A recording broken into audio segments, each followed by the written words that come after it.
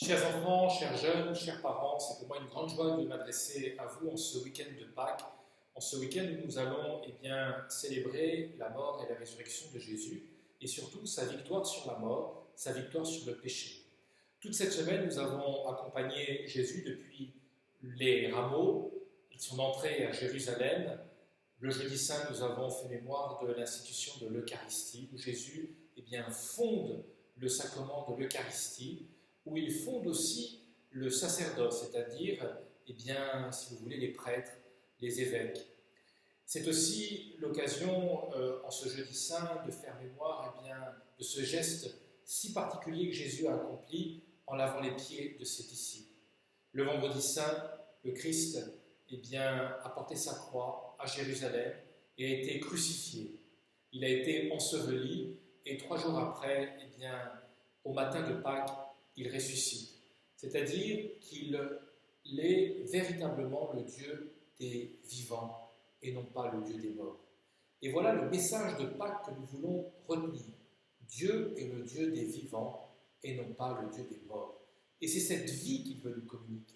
Et c'est cette vie qu'il nous communique à travers les sacrements, les 7 sacrements de l'Église, le baptême, l'Eucharistie, le mariage, le sacrement de l'ordre, le sacrement de la confirmation, le sacrement des malades, le sacrement de la confession. Tous ces sacrements sont la présence du Christ encore aujourd'hui dans notre Église. Frères et sœurs, nous n'allons pas pouvoir communier ce week-end de Pâques et c'est si important de pouvoir nous unir, d'être en communion avec le Christ qui est vivant. Néanmoins, le Seigneur est présent à nous. Et je vous propose à tous, à vos familles, pour ne pas nous laisser voler cette semaine sainte. Nous sommes confinés à la maison. Essayons de fêter cette fête de Pâques dans la joie. Essayons de nous retrouver en famille. Nous y sommes déjà en famille, nous sommes déjà confinés les uns avec les autres, mais essayons de vivre ce dimanche de Pâques dans la joie du Christ ressuscité. Je vous propose que vous puissiez bénir le repas que vous allez prendre. Il n'est pas courant de bénir le repas, souvent on le fait chez les scouts, souvent on le fait à l'aumônerie, au catéchisme et à d'autres occasions religieuses, mais essayez de le faire en famille, en faisant tout simplement un signe de croix, et peut-être que l'un de vous, chers enfants ou les parents, vous pouvez tout simplement bénir le repas. Seigneur, nous te rendons grâce pour Pâques, nous te rendons grâce pour la vie que tu nous donnes, nous te rendons grâce pour les dons que tu nous donnes, et nous te prions également pour notre monde, nous te prions pour notre pays, nous te prions pour celles et ceux qui sont malades de nos familles.